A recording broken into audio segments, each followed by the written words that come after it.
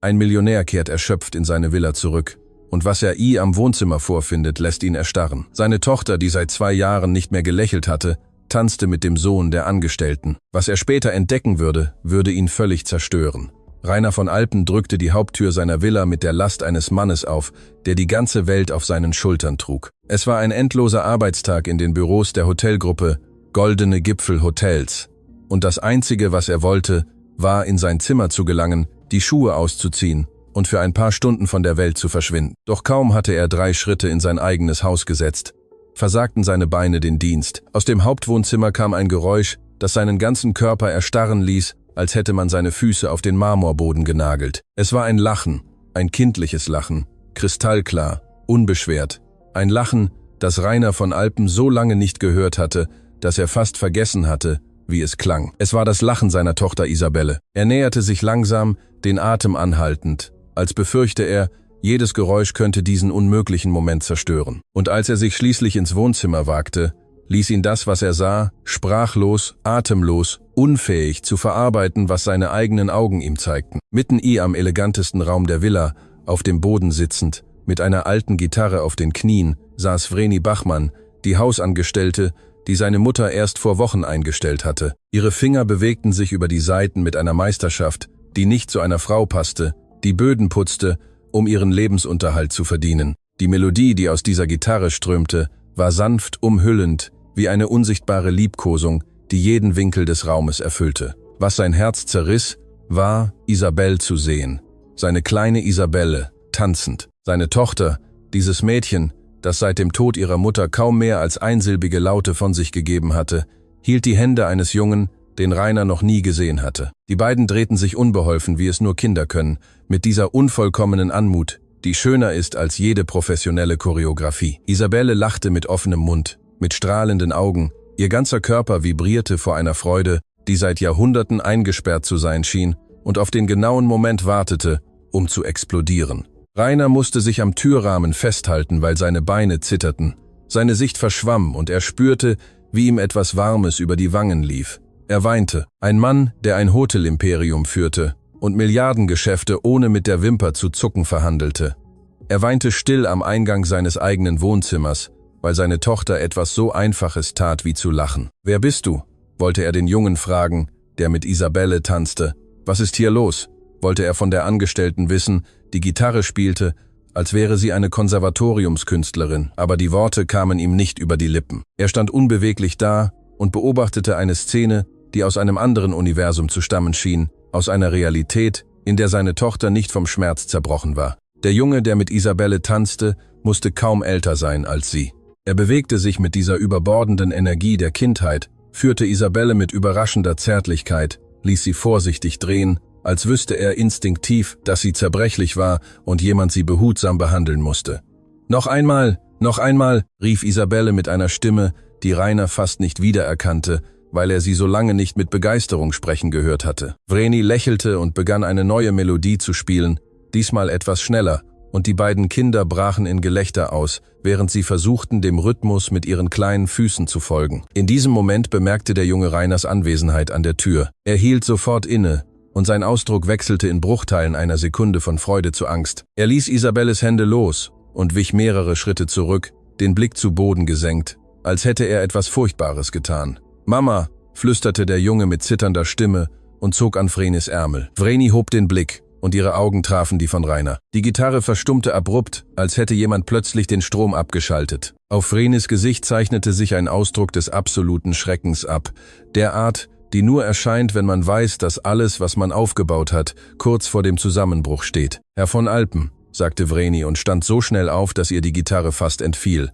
»Ich kann es Ihnen erklären. Ich weiß, ich hätte meinen Sohn nicht mitbringen sollen. Es ist nur so, dass die Person, die auf ihn aufpasst, einen Notfall hatte und ich niemanden sonst hatte. Und ich schwöre Ihnen, das wird nie wieder.« »Wer ist dieser Junge?«, unterbrach Rainer, aber seine Stimme klang nicht, wie er es erwartet hatte. Sie klang nicht wie die Stimme eines verärgerten Chefs. Sie klang wie die Stimme eines Mannes, der gerade ein Wunder miterlebt hat und jemanden braucht, der ihm bestätigt, dass er es nicht geträumt hat. »Es ist mein Sohn, Herr. Er heißt Thomas. Ich bitte 1000-mal um Entschuldigung. Es wird nie wieder vorkommen. Bitte, entlassen Sie mich nicht.« Dieser Job ist das Einzige, was. Isabelle hat gelacht. Der Satz kam wie ein heiliger Flüstern aus Rainers Mund, und Vreni schwieg, unsicher, wie sie diese 3 Worte interpretieren sollte. Meine Tochter hat gelacht, wiederholte Rainer, und diesmal brach seine Stimme auf eine Weise, die selbst den kleinen Thomas dazu brachte, den Blick vom Boden zu heben und diesen großen Mann zu beobachten, der schamlos in der Tür seines eigenen Wohnzimmers weinte. »Papi«, sagte Isabelle und näherte sich Rainer mit dieser Natürlichkeit, die nur Kinder besitzen, zog an seiner Hand, um ihn in die Mitte des Zimmers zu schleppen. »Thomas ist mein Freund und Vreni spielt sehr schön Gitarre. Willst du mit uns tanzen?« Rainer kniete vor seiner Tochter nieder, nahm sie mit zitternden Händen an den Schultern. Er sah ihr in die Augen und sah etwas, wonach er aufgehört hatte zu suchen. Leben. Da war Leben in diesen Augen, die so lange leer, erloschen waren, wie Fenster eines verlassenen Hauses. Und dieses Leben war nicht durch teure Therapeuten, nicht durch importiertes Spielzeug, nicht durch Reisen in internationale Freizeitparks zurückgekehrt. Es war zurückgekehrt durch eine alte Gitarre, eine Hausangestellte und einen Jungen, der ihr das Tanzen beigebracht hatte. »Seit wann? Wie lange machen Sie das schon?« fragte Rainer Vreni, während er sich die Tränen mit dem Handrücken abwischte. Vreni schluckte, sichtlich verängstigt, dass ihre Antwort ihren Job kosten könnte. Es war nicht geplant, Herr. Das erste Mal, als ich Thomas mitbrachte, weil ich niemanden hatte, bei dem ich ihn lassen konnte, saß Isabelle allein auf der Treppe. Mein Sohn näherte sich ihr und bot ihr anzuspielen. Sie antwortete nicht, aber er bestand darauf. Und als ich anfing, Gitarre zu spielen, während ich putzte, stand Isabelle einfach auf und begann, sich zur Musik zu bewegen. Und niemand hat mir etwas gesagt. Vrenis Schweigen war beredter als jede Antwort.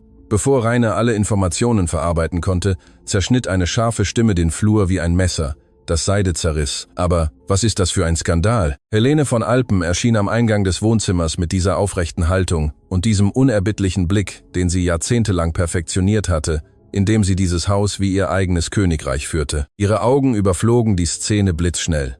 Die Angestellte mit einer Gitarre, ein unbekannter Junge in ihrem Wohnzimmer, ihre Enkelin, die die Hand dieses Jungen hielt, und ihr Sohn auf dem Boden kniend, mit Tränen in den Augen. »Rainer, kannst du mir erklären, warum ein fremdes Kind in meinem Haus ist und mit Isabelle spielt?« fragte Helene mit einer Ruhe, die bedrohlicher war als jeder Schrei. »Großmutter, er ist mein Freund«, sagte Isabelle mit einer Festigkeit, die alle am Zimmer überraschte. Auch Rainer. Helene sah ihre Enkelin an, als hätte das Mädchen ein verbotenes Wort gesagt. Dann richtete sie ihren Blick auf Vreni. Und was sich in ihren Augen spiegelte, ließ Thomas instinktiv hinter seiner Mutter verschwinden. »Frau Bachmann«, sagte Helene mit diesem Ton, den sie benutzte, um jedem in diesem Haus seinen genauen Platz in der Hierarchie zu zeigen. Sie wurden zum Putzen eingestellt, nicht um Kinderpartys am Hauptwohnzimmer zu veranstalten und schon gar nicht, um ihre Kinder in ein Haus mitzubringen, das ihnen nicht gehört. »Mutter«, unterbrach Rainer und stand langsam auf. »Isabelle hat gelacht. Verstehst du, was das bedeutet? Ich verstehe, dass meine Enkelin angemessene Gesellschaft braucht, nicht die von.« Helene hielt inne, bevor sie den Satz beendete, aber der Schaden war bereits angerichtet.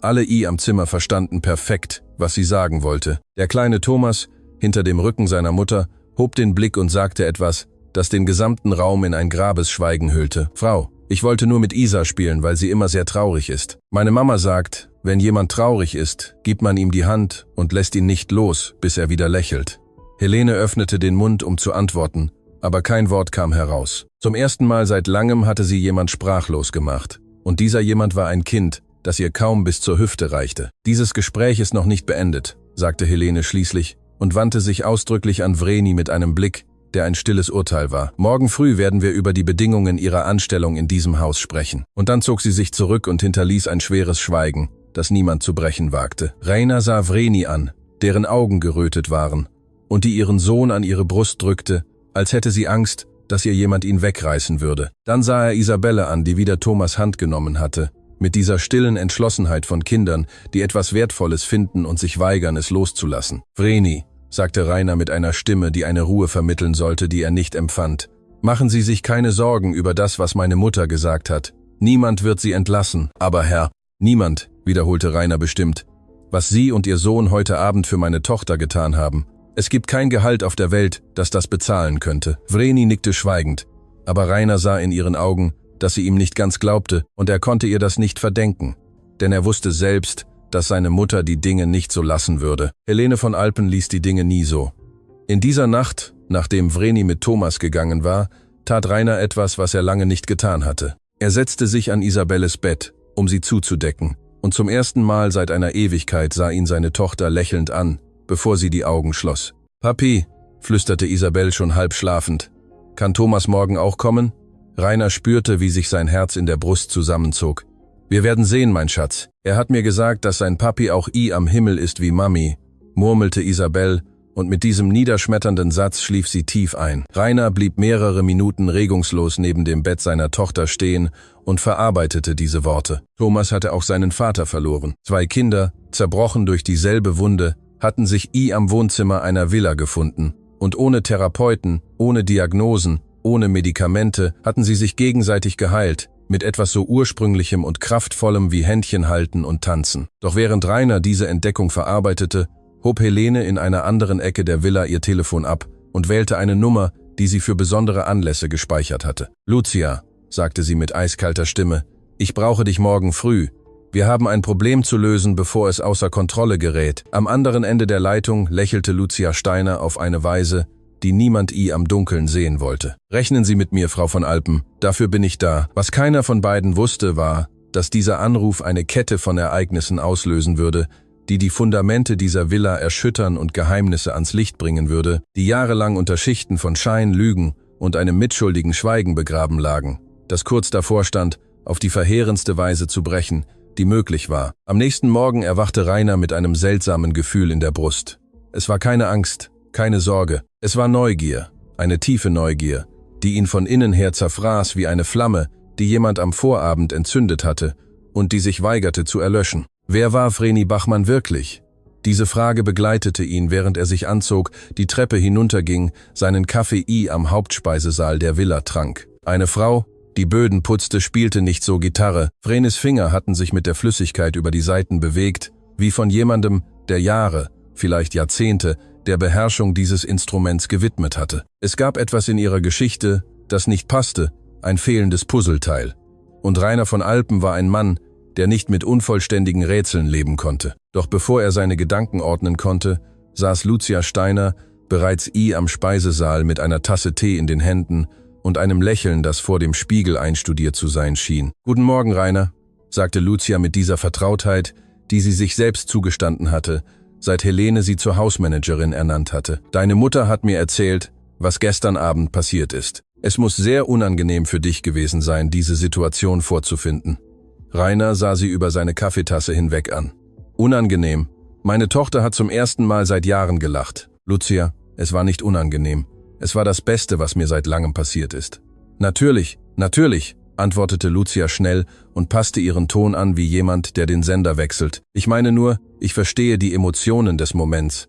Aber deine Mutter hat recht, sich Sorgen zu machen. Wir wissen nichts über diese Frau oder ihren Sohn, und einem unbekannten Kind freien Zugang zu Isabelle in ihrem so empfindlichen emotionalen Zustand zu erlauben. Thomas ist keine Gefahr für meine Tochter«, unterbrach Rainer mit einer Entschlossenheit, die selbst ihn überraschte. »Niemand sagt, dass er es ist«, antwortete Lucia und besänftigte ihre Stimme wie eine Schlange, die vor dem Biss streichelt. »Ich sage nur, es wäre klug, ein wenig zu recherchieren, herauszufinden, wer diese Frau ist, bevor man ihr die Türen seines Hauses und seiner Familie öffnet.« Rainer schwieg. Und obwohl es ihn ärgerte, es zuzugeben, erkannte ein Teil von ihm, dass Lucia einen Punkt hatte, nicht aus Misstrauen gegenüber Vreni, sondern weil er verstehen musste, wie eine Frau mit diesem musikalischen Talent dazugekommen war, fremde Villen zu putzen.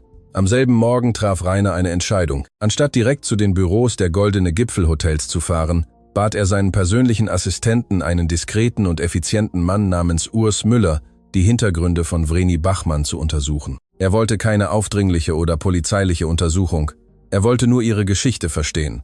Währenddessen bereitete Vreni in der Dienstküche mit zitternden Händen die Reinigungsmaterialien vor. Sie hatte die ganze Nacht nicht geschlafen. Helenes Worte drehten sich wie ein Tornado in ihrem Kopf, der drohte, das Wenige, was sie aufgebaut hatte, zu zerstören. Dieser Job war ihr einziger Lebensunterhalt, die einzige Barriere zwischen ihr und der Straße, zwischen Thomas und dem Hunger. »Mama, geht es dir gut?« fragte Thomas, der in einer Ecke der Küche auf einem alten Notizbuch zeichnete, während er darauf wartete, dass seine Mutter ihre ersten Aufgaben erledigte, bevor sie ihn in die Gemeindeschule des Viertels brachte. »Mir geht es gut, mein Schatz«, Lok. Vreni mit der Fähigkeit, die Mütter entwickeln, um Angst mit Lächeln zu kaschieren. »Ich bin nur ein bisschen müde.« Die Dame von gestern ist sauer, weil ich mit Isa gespielt habe?« fragte Thomas, ohne den Blick von seiner Zeichnung zu heben, mit dieser brutalen Wahrnehmung, die Kinder haben, die gelernt haben, die Atmosphäre zu lesen, um zu überleben. Vreni kniete sich zu ihrem Sohn und streichelte ihm den Kopf. »Mach dir deswegen keine Sorgen, Thomas. Du hast nichts falsch gemacht. Mit jemandem zu spielen, der traurig ist eine der besten Dinge, die ein Mensch tun kann.« »Das hat mein Papi auch gesagt«, antwortete Thomas mit natürlicher Stimme, wie jemand, der das Wetter erwähnt. Er sagte, Musik und Freundschaft heilen alles. Vreni musste sich zusammenreißen, damit ihr Sohn sie nicht weinen sah. Die Erwähnung ihres Mannes riss immer eine Wunde auf, die nie ganz verheilte. Doch bevor sie antworten konnte, öffnete sich die Küchentür und jemand erschien, den Vreni so früh nicht erwartet hatte. Rainer von Alpen stand in der Tür der Dienstküche, ein Ort, den er wahrscheinlich seit Jahren nicht betreten hatte. Seine Anwesenheit dort war so ungewöhnlich, dass sogar die Köchin, Frau Huber, den Holzlöffel fallen ließ, den sie hielt. »Vreni, können wir einen Moment sprechen?« fragte Rainer mit einem Ton, der beiläufig klingen sollte, aber Nervosität verriet. Vreni stand sofort auf und glättete unwillkürlich ihre Kleidung mit den Händen. »Gerne, Herr von Alpen, in der Bibliothek, wenn es Ihnen nichts ausmacht. Und Sie können Thomas mitbringen, wenn Sie möchten.« Vreni und Thomas folgten Rainer durch die Korridore der Villa zur Bibliothek, einem riesigen Raum, voll mit bis zur Decke reichenden Regalen, der nach altem Holz und vergessenen Seiten roch. Thomas sah sich mit großen Augen um, als wäre er in ein Märchenschloss eingetreten. »Vreni«, begann Rainer, setzte sich ihr gegenüber mit einem Mahagonitisch zwischen ihnen.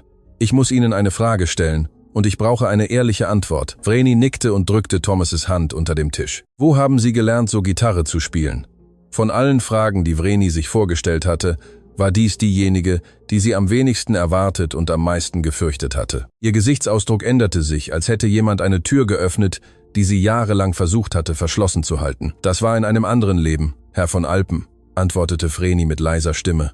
»Ein Leben, das nicht mehr existiert. Ich würde dieses Leben gerne kennenlernen«, bestand Rainer sanft darauf. »Nicht als Ihr Chef, sondern als der Vater eines Mädchens, das gestern Abend dank Ihnen gelächelt hat.« Vreni schwieg lange. Thomas sah sie mit diesen Augen an, die Teile der Geschichte kannten, aber nicht alles. Schließlich atmete Vreni tief ein und begann zu sprechen.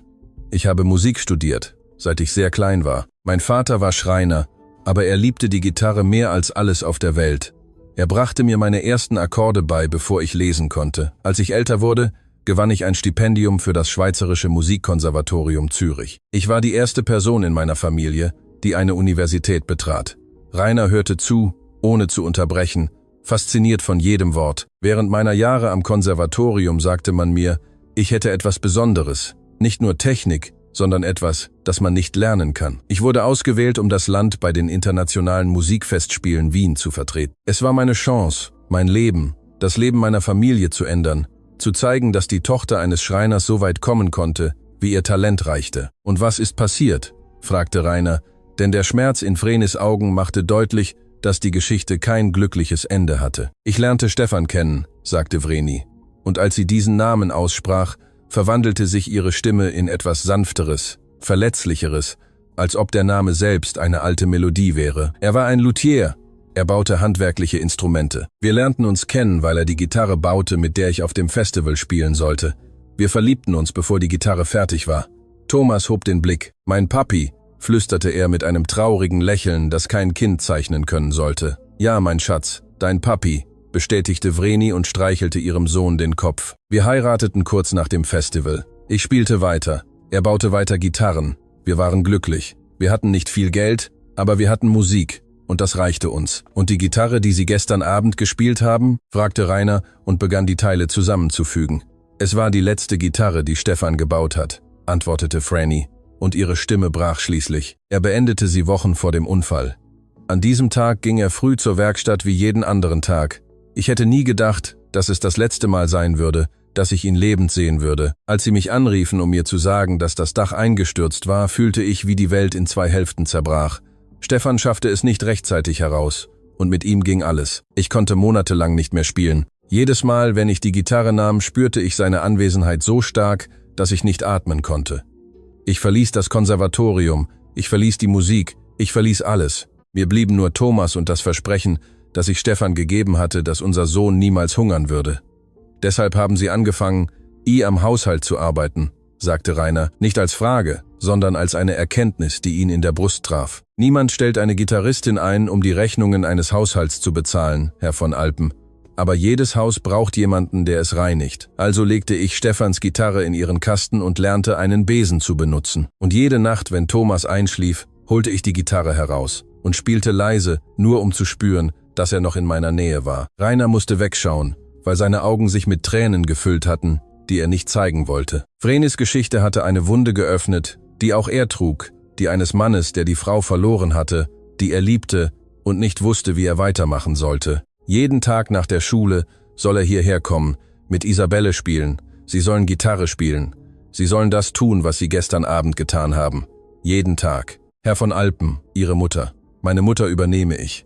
Rainer las die Nachricht von Urs Müller 3-mal, bevor er zum Telefon griff, um ihn anzurufen. Seine Finger zitterten, während er die Nummer wählte, und jede Sekunde, die ohne Antwort verging, fühlte sich wie eine Ewigkeit an. Als Urs schließlich abhob, hatte seine Stimme diesen ernsten Ton, den er nur benutzte, wenn die Nachrichten schwerwiegend waren. Herr von Alpen, was ich gefunden habe, kann ich Ihnen nicht am Telefon sagen. Können Sie mich in der Villa empfangen? Kommen Sie sofort, antwortete Rainer und legte auf, spürte, wie sich ein Knoten in seinem Magen bildete. Während er auf Urs wartete, ging Rainer nach Vreni suchen, um etwas zu erledigen, das nicht länger aufgeschoben werden konnte. Helene hatte am Vorabend angekündigt, dass sie früh morgens mit Vreni sprechen würde, und Rainer musste vor seiner Mutter ankommen, um die Angestellte vor dem zu schützen, was sie auch immer plante. Doch als er in die Haupthalle kam, war es bereits zu spät. Helene stand vor Vreni, die den Kopf gesenkt hielt und ein Putztuch in den Händen hielt, als wäre es das Einzige, was sie am Boden hielt. Wenige Meter entfernt beobachtete Lucia Steiner die Szene. An die Wand gelehnt, die Arme verschränkt und mit einem Ausdruck der Genugtuung, den sie nur mühsam zu verbergen versuchte. Ich werde Ihnen das nur einmal erklären, Frau Bachmann, sagte Helene mit dieser Stimme, die aus poliertem Eis zu bestehen schien. Dieses Haus hat Regeln, die lange vor ihrer Ankunft existierten und lange nach ihrem Weggang weiter existieren werden. Angestellte vermischen ihr Privatleben nicht mit ihrer Arbeit. Kinder von Angestellten spielen nicht mit Kindern der Hausherren. Und niemand, absolut niemand, spielt Musikinstrumente am Hauptwohnzimmer, als wäre dies eine Taverne. Frau von Alpen, ich versichere Ihnen, es wird nicht wieder. Ich bin noch nicht fertig, unterbrach Helene und hob eine Hand mit der Autorität von jemandem, der daran gewöhnt ist, dass die ganze Welt innehält, wenn sie spricht. Was Sie gestern Abend getan haben, war nicht einfach, Ihren Sohn ohne Genehmigung mitzubringen. Was Sie getan haben, war, die Verletzlichkeit meiner Enkelin auszunutzen. Isabelle ist ein zerbrechliches Kind, das in professioneller Behandlung ist. Und Sie, ohne jegliche Vorbereitung oder Berechtigung, haben beschlossen, mit einer Gitarre-Therapeutin zu spielen. Ich wollte nie. Was Sie wollten oder nicht wollten, ist irrelevant. Die Ergebnisse sind das, was zählt. Und das Ergebnis ist, dass meine Enkelin nun eine emotionale Abhängigkeit von ihrem Sohn und von Ihnen entwickeln wird, was die gesamte Arbeit der wahren Fachleute erschweren wird. Rainer ballte die Fäuste an seinen Seiten. Jedes Wort seiner Mutter brannte in ihm. Aber er wusste, dass ein Unterbrechen Helenes mitten in einer ihrer Reden die Dinge nur noch schlimmer machen würde. Er musste auf den richtigen Moment warten. Das sind also die neuen Bedingungen, fuhr Helene fort und zog ein gefaltetes Blatt Papier aus ihrer Jacketttasche. Erstens, Ihr Sohn betritt dieses Haus unter keinen Umständen wieder. Zweitens, Sie beschränken sich ausschließlich auf Ihre Reinigungsaufgaben, ohne mit Isabelle zu interagieren, außer dem unbedingt Notwendigen. Drittens, diese Gitarre verschwindet noch heute von diesem Grundstück. Wenn Sie diese Bedingungen akzeptieren, können Sie Ihren Job behalten. Wenn Sie sie nicht akzeptieren, hat Lucia ihre Abfindung bereit. Lucia nickte von ihrer Ecke aus und hob einen Umschlag hoch, der tatsächlich vorbereitete Dokumente enthielt. Alles war berechnet, orchestriert wie eine militärische Operation, die keine Fluchtwege ließ. Vreni hob zum ersten Mal seit Beginn des Gesprächs den Blick, und Rainer sah etwas in ihren Augen, das ihn in zwei Hälften riss. Es war keine Angst, keine Unterwerfung. Es war der Schmerz von jemandem, der gebeten wird, das Letzte aufzugeben, was ihm von der geliebten Person geblieben ist. Ihre Gitarre, die Gitarre, in der Stefans Seele lebte. Frau von Alpen, sagte Vreni mit einer Stimme, die zitterte, sich aber weigerte, ganz zu brechen. Ich kann akzeptieren, meinen Sohn nicht mitzubringen. Ich kann akzeptieren, mich auf meine Aufgaben zu beschränken. Aber diese Gitarre ist das Einzige, was mir von meinem Mann geblieben ist. Es ist das Einzige, was mein Sohn von seinem Vater hat. Ich kann nicht. Mutter, genug. Rainers Stimme durchschnitt den Raum wie ein Blitz, der einen jahrhundertealten Baum spaltet. Alle drehten sich zu ihm um. Helene überrascht, Lucia alarmiert und Vreni mit einer Mischung aus Erleichterung und Schrecken, dass sein Eingreifen alles noch schlimmer machen könnte. Rainer, das ist ein Gespräch über die Haushaltsführung. Und wie ich dir immer gesagt habe, das ist ein Gespräch über meine Tochter, unterbrach Rainer und ging mit festen Schritten in die Mitte der Halle. Isabelle ist meine Tochter, kein Verwaltungsprojekt. Und was Vreni und Thomas an einem Nachmittag erreicht haben, ist mehr, als jeder Fachmann in Jahren erreicht hat. Es wird also keine neuen Bedingungen geben, keine Abfindung. Und diese Gitarre verlässt dieses Haus nicht. Das Schweigen, das folgte, war so schwer, dass es eine physische Form zu haben schien. Helene sah ihren Sohn mit einem Ausdruck an, den Rainer nur allzu gut kannte, den einer Frau, die es nicht gewohnt ist, Schlachten zu verlieren und die nicht die Absicht hatte, jetzt damit anzufangen. »Du machst einen Fehler, mein Sohn«, sagte Helene mit leiser Stimme, fast ein Flüstern. »Und wenn die Konsequenzen eintreten, hoffe ich, dass du dich an diesen Moment erinnerst.« Helene zog sich zurück, Lucia auf den Fersen, und die Halle blieb still. Vreni zitterte sichtlich, und Rainer musste dem Drang widerstehen, sich zu nähern und sie zu beruhigen, da er wusste, dass jede Geste der Nähe von den Augen, die zweifellos aus jeder Ecke des Hauses beobachteten, falsch interpretiert werden könnte. »Danke, Herr von Alpen«, flüsterte Vreni. »Danken Sie mir nicht, was Sie für Isabelle getan haben. Ich bin es, der Ihnen auf Knien danken sollte.« Bevor er etwas weiteres sagen konnte, klingelte es an der Haustür. Es war Urs Müller, pünktlich wie immer, mit einer Aktentasche unter dem Arm und einem Ausdruck, der bestätigte, dass das, was er mitbrachte, nicht einfach war. Rainer empfing ihn in seinem privaten Arbeitszimmer und schloss die Tür ab. Urs öffnete die Aktentasche und zog einen Ordner heraus, den er mit der Zartheit dessen, der explosives Material handhabt, auf den Schreibtisch legte. »Herr, ich habe eine einfache Suche durchgeführt, wie Sie es gewünscht haben. Öffentliche Register, digitale Archive, Pressemitteilungen. Was ich gefunden habe, war unerwartet.« Rainer öffnete den Ordner. Die ersten Seiten waren digitale Ausschnitte aus Zeitungen und Kulturmagazinen, die mehrere Jahre zurücklagen. In allen erschien der Name Vreni Bachmann, verbunden mit dem Schweizerischen Musikkonservatorium Zürich, aber nicht als gewöhnliche Studentin. Vreni Bachmann galt als eine der talentiertesten Gitarristinnen ihrer Generation, erklärte Urs, während Rainer mit immer größer werdenden Augen las. Sie gewann 3 nationale Preise, bevor sie ihre Ausbildung abschloss. Sie wurde ausgewählt, um das Land bei den internationalen Musikfestspielen Wien zu vertreten. Die Presse nannte sie die Stimme der Saiten. Sie war laut allen Experten eine Künstlerin, die dazu bestimmt war, die Geschichte der klassischen Musik auf unserem Kontinent zu verändern. »Und was ist passiert?« fragte Rainer, obwohl er einen Teil der Antwort bereits aus dem Gespräch am Morgen in der Bibliothek kannte. »Hier wird es kompliziert, Herr«, sagte Urs und blätterte zum nächsten Abschnitt des Ordners. Vrenis Ehemann, Stefan Bachmann, war ein anerkannter Luthier, ein Handwerker, der Instrumente für professionelle Musiker baute. Aber was Vreni ihnen wahrscheinlich nicht erzählt hat, ist, wie er genau gestorben ist. Rainer hörte auf zu lesen und sah seinen Assistenten direkt in die Augen. Stefan Bachmann arbeitete an der Herstellung von Instrumenten in einer Werkstatt, die in einem Industriegebäude betrieben wurde. Dieses Gebäude gehörte einem Unternehmensverbund, der jahrelang Warnungen vor strukturellen Problemen und Sicherheitsbedingungen ignorierte. Eines Tages stürzte ein Teil des Werkstattdachs ein. Stefan war der einzige Arbeiter, der es nicht rechtzeitig herausschaffte. »Mein Gott«, murmelte Rainer. »Aber das ist noch nicht alles, Herr.« Vreni versuchte, das Eigentümerunternehmen des Gebäudes zu verklagen. Sie beauftragte einen Anwalt mit den wenigen Ersparnissen, die sie hatte, aber das Unternehmen hatte ein mächtiges Rechtsteam, das den Fall zerstampfte, bevor er vor Gericht kam. Sie erhielt nicht nur keine Entschädigung, sondern die Gerichtskosten ruinierten sie völlig. Sie verlor ihre Wohnung, ihre Ersparnisse, alles, und das Unternehmen übernahm nie die Verantwortung. Rainer spürte, wie jede Offenbarung ihn stärker in der Brust traf als die vorherige.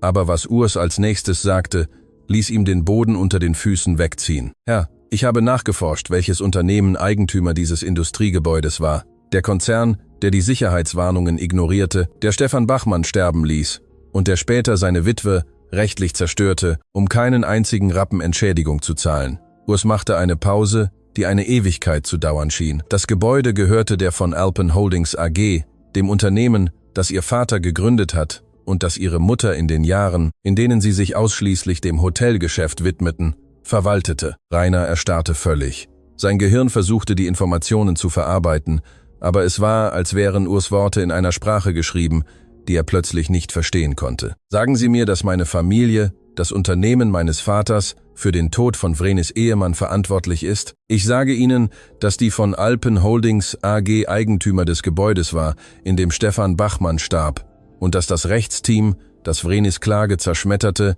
von einer einzigen Person beauftragt und geleitet wurde. Wer? Helene von Alpen, ihre Mutter. Die Welt hörte für Rainer in diesem Moment auf, sich zu drehen. Die Wände seines Arbeitszimmers schienen sich um ihn zu schließen, während sein Geist verzweifelt versuchte, die Teile eines monströsen Puzzles zusammenzufügen. Seine Mutter hatte Vreni vor Wochen eingestellt, seine Mutter, die sie jetzt so dringend entlassen wollte, seine Mutter, die das Leben dieser Frau zuvor zerstört hatte, ohne dass es jemand wusste. Weiß Vreni das? Fragte Rainer mit einem kaum hörbaren Flüstern. Weiß sie, dass sie am Haus der Familie arbeitet, die ihr Leben zerstört hat? Das konnte ich nicht feststellen, Herr. Aber da ist noch etwas. Mehr? Urs zog die letzte Seite aus dem Ordner. Es war eine Kopie eines Krankenhausberichts. Ihre Frau, Frau Corinna von Alpen, war vor ihrem Tod in der Klinik Sonnenberg stationär aufgenommen. In ihren letzten Wochen erhielt sie regelmäßigen Besuch von einer Freiwilligen, die ihr Gesellschaft leistete und Gitarre spielte, um ihren Schmerz zu lindern. Diese Freiwillige unterschrieb das Besuchsprotokoll mit ihrem vollen Namen. Rainer nahm das Blatt mit zitternden Händen und las den Namen, der in der Besucherzeile stand. Vreni Bachmann. Das Blatt rutschte ihm aus den Fingern und fiel zu Boden, während Rainer auf seinen Stuhl sank, unfähig, das Gewicht einer Wahrheit zu tragen, die sein Leben gerade in zwei unversöhnliche Hälften geteilt hatte, die vor dem Wissen und die danach. Rainer schlief in dieser Nacht nicht. Jedes Mal, wenn er die Augen schloss, wiederholten sich Urs Enthüllungen in seinem Kopf wie ein Horrorfilm, den er nicht abstellen konnte. Seine Mutter hatte Vrenis Leben zerstört. Seine Frau Corinna war in ihren letzten Tagen von Vreni getröstet worden. Und jetzt putzte dieselbe Frau die Böden der Villa von Alpen, ohne zu wissen, dass sie unter demselben Dach schlief wie die Menschen, die für ihre Tragödie verantwortlich waren. Oder vielleicht wusste sie es doch. Diese Möglichkeit quälte ihn am meisten. Was, wenn Vreni diese Arbeit bewusst gesucht hatte? Was, wenn alles Teil eines Plans war? Und was, wenn die Gitarre, die Spiele mit Isabelle, die Verbindung zu Thomas, Teile einer sorgfältig geplanten Rache waren? Aber dann erinnerte sich Rainer an Vrenis Augen, als sie in der Bibliothek über Stefan sprach. Er erinnerte sich an das Zittern ihrer Stimme, daran, wie ihr Sohn sie mit dieser Mischung aus Bewunderung und Besorgnis ansah.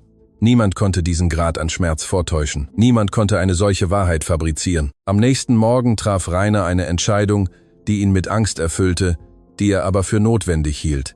Er würde mit Vreni sprechen und ihr alles erzählen, was er herausgefunden hatte. Er konnte sie nicht länger ansehen und dieses Geheimnis mit sich herumtragen. Doch bevor er sie suchen konnte, geschah etwas, das den Verlauf dieses Tages völlig veränderte. Isabelle erwachte summend, Rainer stand auf dem Flur, als er die Melodie aus dem Zimmer seiner Tochter hörte. Er hielt inne, die Hand auf dem Herzen, zum zweiten Mal innerhalb weniger Tage von einem Geräusch gelähmt, das er für unmöglich hielt. Er näherte sich der angelehnten Tür und sah Isabelle, die auf ihrem Bett saß und mit nackten Füßen wippte, während sie das gleiche Lied summte, das Vreni in dieser ersten Nacht auf der Gitarre gespielt hatte. »Papi«, sagte Isabelle, als sie ihn in der Tür bemerkte. »Heute kommt Thomas.« Rainer kniete sich an das Bett seiner Tochter und streichelte ihr Haar. »Ja, mein Schatz, heute kommt Thomas. Ich möchte, dass er mir beibringt, besser zu tanzen. Er kann viele Pirouetten drehen, ohne hinzufallen.« Rainer lächelte mit feuchten Augen. Seine Tochter plante Aktivitäten, äußerte Wünsche, blickte in die Zukunft. Dinge, die die besten Spezialisten jahrelang vergeblich versucht hatten. Er beschloss, eine professionelle Meinung einzuholen, bevor er mit Vreni sprach. Er rief Dr. Peter Keller an, den Kindertherapeuten, der Isabelle seit dem Verlust von Corinna behandelt hatte. Dr. Keller war ein Mann mit ruhiger Stimme und tiefem Blick, der sein Leben der Heilung der unsichtbaren Wunden von Kindern gewidmet hatte. »Was Sie mir beschreiben, ist außergewöhnlich, Herr von Alpen«, sagte Dr. Keller, nachdem er alles gehört hatte, was geschehen war. Isabelle hatte eine emotionale Mauer als Abwehrmechanismus gegen den Verlust ihrer Mutter aufgebaut. Keine herkömmliche therapeutische Technik hatte sie durchdringen können, weil diese Mauer aus dem widerstandsfähigsten Material bestand, das es gibt. Dem Schmerz eines Kindes, das die Person verloren hat, die es am meisten liebte. Und wie ist es möglich, dass ein Kind und eine Gitarre das erreicht haben, was Jahre der Therapie nicht konnten? Weil Kinder Schmerz nicht analysieren, Herr von Alpen. Kinder fühlen ihn einfach, und als Isabelle ein anderes Kind fand, das dieselbe Wunde trug, geschah etwas, das wir in der Psychologie emotionale Anerkennung nennen. Thomas versuchte nicht, Isabelle zu heilen. Er zeigte ihr einfach, dass sie nicht allein war, und das reichte aus, damit sie zum ersten Mal entschied, dass es sich lohnte, wieder zu fühlen. »Doktor, ich muss Sie in die Villa rufen.« Ich brauche Sie, um Isabelle zu beurteilen und mir genau zu sagen, was wir tun müssen, um diesen Fortschritt nicht zu ruinieren. Ich werde heute Nachmittag da sein, bestätigte Dr. Keller. Doch während Rainer den Besuch des Therapeuten organisierte, braute sich in einer anderen Ecke der Villa etwas viel weniger Edles zusammen. Lucia Steiner hatte die ganze Nacht damit verbracht, den Brief zu studieren, den sie vom Schweizerischen Musikkonservatorium Zürich abgefangen hatte. Der Inhalt dieses Briefes war eine Bombe, die Vreni zerstören oder erheben konnte, je nachdem, wer sie zündete und mit welcher Absicht. Der Brief informierte Vreni, dass das Konservatorium ein spezielles Wiedereingliederungsprogramm für talentierte ehemalige Studenten gestartet hatte, die ihr Studium unter außergewöhnlichen Umständen abgebrochen hatten. Das Programm umfasste ein Vollstipendium, Zugang zu internationalen Lehrern und die Möglichkeit, die musikalische Karriere genau dort fortzusetzen, wo sie verlassen hatte. Das Konservatorium erinnerte sich nicht nur an Vreni Bachmann, sondern suchte aktiv nach ihr, weil einer ihrer ehemaligen Professoren eine Kampagne gestartet hatte, um die verlorenen Talente ihrer Generation zurückzugewinnen. Lucia verstand sofort die Macht dieser Information. Wenn Vreni diesen Brief erhalten würde, hätte sie die Möglichkeit, ihr Leben abseits der Villa von Alpen neu aufzubauen. Sie würde gehen, Thomas mitnehmen, und Isabelle würde die einzige Verbindung verlieren, die sie wieder zum Lächeln gebracht hatte. Rainer würde Vreni die Schuld geben, sie verlassen zu haben, und alles würde wieder so sein wie zuvor. Aber Lucia wollte nicht nur, dass Vreni ging. Sie wollte, dass sie in Unehre, gedemütigt und als jemand, dem man niemals vertrauen konnte, ging. Denn Lucia hatte gesehen, wie Rainer Vreni ansah, und sie erkannte diesen Blick. Es war derselbe Blick, den sie seit Jahren darauf gewartet hatte, dass Rainer ihr zuwarf. Also entwarf Lucia einen Plan, den sie Helene an diesem Morgen präsentierte, während sie am hinteren Garten Tee tranken. Der Brief wird ihr nicht ausgehändigt, erklärte Lucia mit der Präzision von jemandem, der jedes Detail studiert hat. Aber wir werden ihn benutzen. Wir werden es so aussehen lassen, als hätte Vreni ihre Position in diesem Haus zum persönlichen Vorteil genutzt, als hätte sie sich Isabelle absichtlich genähert, um Rainers Vertrauen zu gewinnen und Kontakte zu knüpfen, die es ihr ermöglichen würden, in die Welt der Musik zurückzukehren. Helene hörte aufmerksam zu und in ihren Augen glänzte etwas, das Lucia als Zustimmung interpretierte. Aber die Wahrheit war, dass in Helenes Kopf viel komplexere und dunklere Berechnungen stattfanden. Sie wollte ihr Haus nicht nur vor einer Angestellten schützen, die Grenzen überschritten hatte. Sie brauchte Vreni, um zu verschwinden, bevor jemand die Verbindung zwischen der von Alpen Holdings AG und dem Tod von Stefan Bachmann entdeckte. Denn wenn Rainer diese Wahrheit herausfinden würde, würde er nicht nur seinen Sohn für immer verlieren, sondern das gesamte Familienimperium würde unter dem Gewicht eines Skandals zusammenbrechen, den kein Anwalt eindämmen könnte. Tu es, sagte Helene mit der Kälte dessen, der ein Urteil unterschreibt. Aber es soll sauber sein, ich will keine Skandale. An diesem Nachmittag, während Dr. Keller Isabelle in der Bibliothek untersuchte, führte Lucia die erste Phase ihres Plans aus. Sie wartete, bis Vreni den Westflügel der Villa putzte und betrat leise das kleine Zimmer, das die Angestellte nutzte, um ihre persönlichen Gegenstände während des Arbeitstages aufzubewahren. Dort fand sie, wonach sie suchte, Stefans Gitarrenkasten. Lucia öffnete den Kasten vorsichtig und legte einen Gegenstand hinein, der Vrenis ganze Welt zum Einsturz bringen würde. Ein Diamantarmband, das Helene gehörte. Ein altes, bekanntes, unschätzbares Stück, die Art von Gegenstand, dessen Verschwinden eine sofortige Untersuchung auslösen würde und dessen Fund in den persönlichen Gegenständen einer Angestellten keinen Zweifel zulassen würde. Sie schloss den Kasten, ließ ihn genauso zurück, wie sie ihn gefunden hatte, und verließ den Raum mit derselben Diskretion, mit der sie eingetreten war. Das Armband würde noch in derselben Nacht als vermisst gemeldet werden. Die Suche würde unweigerlich zu Vrenis Habseligkeiten führen, und wenn sie den Kasten vor Rainer öffneten, gäbe es keine mögliche Erklärung, die die Gitarristin retten könnte. Währenddessen beendete Dr. Keller in der Bibliothek seine Beurteilung von Isabelle mit Ergebnissen, die Rainer sprachlos machten. Ihre Tochter hat einen emotionalen Fortschritt gemacht, den ich als außergewöhnlich bezeichnen würde, sagte der Doktor und überprüfte seine Notizen mit einem Ausdruck aufrichtigen Erstaunens. Sie hat nicht nur die Fähigkeit wiedererlangt, positive Emotionen auszudrücken, sondern sie entwickelt auch neue emotionale Bindungen, etwas, das vor Wochen völlig unmöglich schien. Und was empfehlen Sie mir, Doktor? Ändern Sie absolut nichts.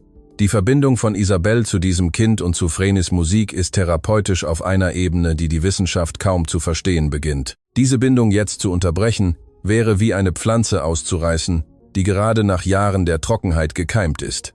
Rainer nickte, und in diesem Moment beschloss er, dass weder seine Mutter noch Lucia noch sonst jemand auf der Welt Isabelle von den Menschen trennen würde, die ihr das Leben zurückgegeben hatten. Doch das Leben hat eine grausame Art, unsere Entschlossenheit genau in dem Moment auf die Probe zu stellen, in dem wir uns am stärksten fühlen. An diesem Abend, nachdem Vreni ihren Arbeitstag beendet hatte und sich bereit machte, mit Thomas zu gehen, hallte Helenes Stimme durch das gesamte Erdgeschoss der Villa, wie ein Alarm, der das Blut gefrieren lässt. Mein Armband, das Armband meiner Mutter, ist verschwunden. Innerhalb von Minuten kam die gesamte Villa in Bewegung. Helene forderte, dass jedes Zimmer, jede Ecke, jeder Besitz durchsucht werde. Lucia leitete die Suche mit verdächtiger Effizienz und lenkte das Personal subtil in den Flügel, wo Vreni ihre Sachen aufbewahrte. Rainer beobachtete die Szene mit einem bösen Vorahnung, die ihm das Innere verdrehte. Irgendetwas stimmte nicht. Seine Mutter hatte dieses Armband hunderte Male getragen und es nie verloren. Warum ausgerechnet jetzt? Doch bevor er eingreifen konnte, näherte sich eine der am Suchen beteiligten Angestellten Lucia mit unbehaglichem Ausdruck. »Fräulein Steiner, wir haben etwas am Zimmer von Frau Bachmann gefunden.« Die Stille, die über die Villa hereinbrach, war grabesähnlich. Alle Augen richteten sich auf Vreni, die an der Haupttür stand, Thomas an der Hand, bereit, nach Hause zu gehen. Ihr Gesicht spiegelte absolute Verwirrung wider, die einer Person, die nicht versteht, warum plötzlich jeder sie ansieht, als hätte sie ein unverzeihliches Verbrechen begangen. Lucia ging zu Vrenis Zimmer und kehrte mit dem geöffneten Gitarrenkasten zurück. Darin, unter den Lichtern der Halle leuchtend wie eine stumme Anklage, lag Helenes Diamantarmband. »Nein«, flüsterte Vreni, den Kopf schüttelnd, während sie einen Schritt zurückwich. »Das ist nicht möglich. Ich habe nie. Die Beweise sprechen für sich«, urteilte Helene mit einer Kälte, die die Sonne hätte einfrieren können. Rainer sah die Szene und spürte, wie sein Gehirn 1000 Möglichkeiten pro Sekunde verarbeitete. Stefans Gitarre. Sie hatten das Armband in Stefans Gitarre gelegt. Nicht in eine Tasche, nicht in eine Schublade, sondern in das heiligste Objekt, das Vreni besaß. Und genau das ergab keinen Sinn, denn niemand, der etwas Gestohlenes versteckt, bewahrt es an dem einzigen Ort auf, von dem er weiß, dass er ihn mit seinem Leben schützt. Jemand hatte dieses Armband dort platziert. Jemand, der genau wusste, was diese Gitarre für Vreni bedeutete und der dieses Versteck absichtlich gewählt hatte, damit die Anschuldigung verheerender, persönlicher, unwiderlegbarer wäre. Und während Rainer zu diesem Schluss kam, ließ der kleine Thomas die Hand seiner Mutter los, trat einen Schritt vor und sagte mit zitternder, aber fester Stimme eines Kindes, das zu viele Ungerechtigkeiten gesehen hat, um zu schweigen, etwas, das alle Anwesenden an Ort und Stelle fesseln ließ. Meine Mama würde niemals etwas in diese Gitarre legen. Diese Gitarre gehört meinem Papi. Es ist das Wichtigste, was wir haben. Wenn jemand das da reingelegt hat, war es jemand, der meiner Mama schaden will. Und ich weiß, dass es in diesem Haus Leute gibt, die uns hier nicht haben wollen. Thomas' Augen, ohne jemanden direkt anzusehen, durchfuhren die Halle mit einer Klarheit, die selbst Helene erschauern ließ. Und Lucia spürte zum ersten Mal, seit sie ihren perfekten Plan entworfen hatte, etwas, das sie nicht erwartet hatte. Angst. Angst vor einem Kind, das gerade die gefährlichste aller Wahrheiten ausgesprochen hatte. Nicht, weil es Beweise hatte, sondern weil es sie mit der unerschütterlichen Überzeugung gesagt hatte, dass es das Herz seiner Mutter besser kannte als jeder andere auf der Welt. Thomas' Worte schwebten am Flur wie ein Urteil, das niemand anzufassen wagte. Rainer sah den Jungen mit einer Bewunderung an, die ihm in der Brust schmerzte, denn dieser Kleine hatte gerade das getan, was kein Erwachsener in dieser Villa den Mut gehabt hatte, die Wahrheit ohne Umschweife oder Berechnungen zu sagen. Doch Helene war keine Frau, die sich von den Worten eines Kindes aus der Fassung bringen ließ. Wie rührend, sagte sie mit diesem eiskalten Lächeln, das sie benutzte, wenn sie sich bedroht fühlte, es aber niemals zugeben würde. Ein Kind, das seine Mutter verteidigt. Das ist natürlich. Das ist verständlich. Aber Gefühle löschen keine Beweise. Das Armband war in ihrem Besitz, Frau Bachmann. Das ist eine Tatsache, die jemand fabriziert hat, erwiderte Rainer und trat einen Schritt vor, sich schützend zwischen seine Mutter und Vreni stellend. Beschuldigst du jemanden in diesem Haus, falsche Beweise platziert zu haben? Fragte Helene und hob eine Augenbraue mit perfekt gespielter Ungläubigkeit. Wen genau, Rainer? Mich? Lucia? Das Personal, das seit Jahren mit untadeliger Loyalität hier arbeitet? Ich sage, dass Vreni dieses Armband nicht dort platziert hat. Und wie kannst du dir da so sicher sein? Du kennst sie seit wann? Wochen. Ich habe Jahrzehnte in diesem Haus gelebt. Ich habe jeden Gegenstand, jede Erinnerung, jedes Stück dieser Familie gepflegt. Und du ziehst es vor, einer Unbekannten zu glauben, anstatt deiner eigenen Mutter? Helenes Worte waren darauf ausgelegt, genau dort zu treffen, wo es am meisten schmerzte, die Familienloyalität. Und Rainer spürte, wie diese Worte ihr Ziel fanden. Denn trotz allem, was er wusste, Trotz Urs Enthüllungen war es immer noch seine Mutter, die Frau, die ihn großgezogen hatte, die ihn in den schlimmsten Momenten seines Lebens begleitet hatte, die diese Familie zusammengehalten hatte, als sein Vater starb. Es war dieser Moment des Zögerns, den Vreni mit der Sensibilität von jemandem wahrnahm, der gelernt hat, Schweigen zu lesen, um zu überleben. »Herr von Alpen«, sagte Vreni mit einer Stimme, die inmitten des Chaos eine unerwartete Ruhe gefunden hatte. »Sie müssen sich nicht wegen mir mit Ihrer Mutter streiten. Ich weiß, was ich getan habe und was nicht. Mein Gewissen ist rein.« Sie beugte sich hinab, nahm den Gitarrenkasten mit dem Armband noch darin und legte ihn sanft auf den Tisch in der Halle. Dann holte sie Stefans Gitarre heraus, den einzigen Besitz, der ihr wirklich wichtig war auf der Welt, und hielt sie an ihre Brust, wie man einen lebenden Menschen umarmt. »Sie können das Armband behalten. Sie können jeden Winkel meines Lebens durchsuchen, wenn Sie wollen. Sie werden nichts finden, denn es gibt nichts zu finden. Das Einzige, was ich aus diesem Haus mitnehme, ist das, was ich mitgebracht habe. Meine Gitarre und meinen Sohn.« »Vreni, warten Sie«, sagte Rainer verzweiflungsvoll, aber sie war bereits auf dem Weg zur Tür. »Mama, kommen wir nicht mehr zurück?« fragte Thomas leise und nahm ihre Hand, während sie gingen.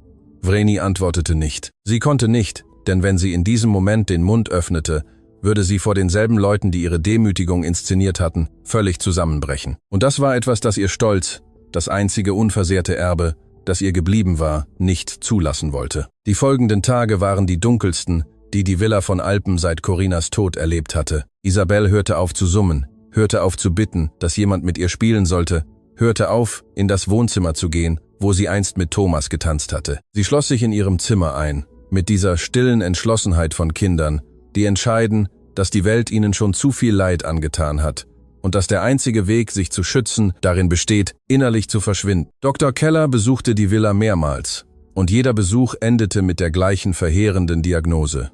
Isabelle fällt zurück, Herr von Alpen, und das schneller, als sie Fortschritte gemacht hat. Wenn wir den Impuls, der ihre emotionale Öffnung ausgelöst hat, nicht wiederherstellen, besteht die Gefahr, dass sie sich dauerhaft verschließt. Dauerhaft? Was genau bedeutet das, Doktor?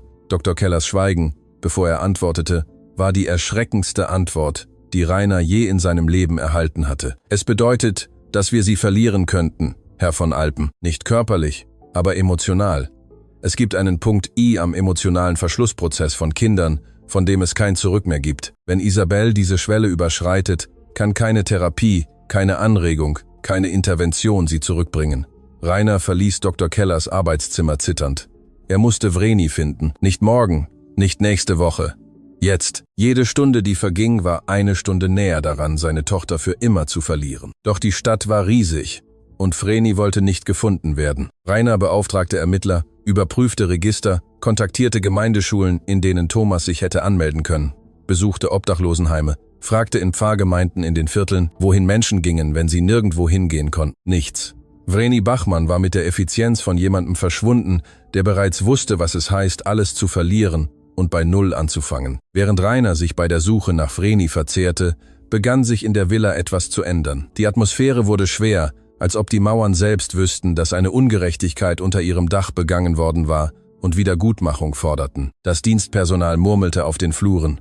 Frau Huber, die Köchin, hörte ohne Erklärung auf, Helenes Lieblingsgerichte zuzubereiten. Die Gärtner vermieden es, Lucia zu begegnen, als ob ihre Anwesenheit etwas in ihnen auslöste, das sie nicht in Worte fassen konnten. Und es war genau Frau Huber, die sich eines Tages Rainer näherte, mit der Vorsicht von jemandem, der weiß, dass das, was er sagen will, enorme Konsequenzen haben kann. »Herr Rainer, verzeihen Sie, dass ich mich einmische«, sagte die Köchin mit leiser Stimme und vergewisserte sich, dass niemand sonst zuhören konnte. »Aber mein Gewissen lässt mich nicht schlafen. In der Nacht, als das Armband verschwand, war ich in der Küche und bereitete das Brot für den nächsten Tag vor. Von der Küche aus sieht man den Flur, der zu dem Zimmer führt, wo Frau Bachmann ihre Sachen aufbewahrte. Rainer hörte auf zu atmen. In dieser Nacht, lange bevor der Skandal losbrach, sah ich Fräulein Steiner dieses Zimmer betreten.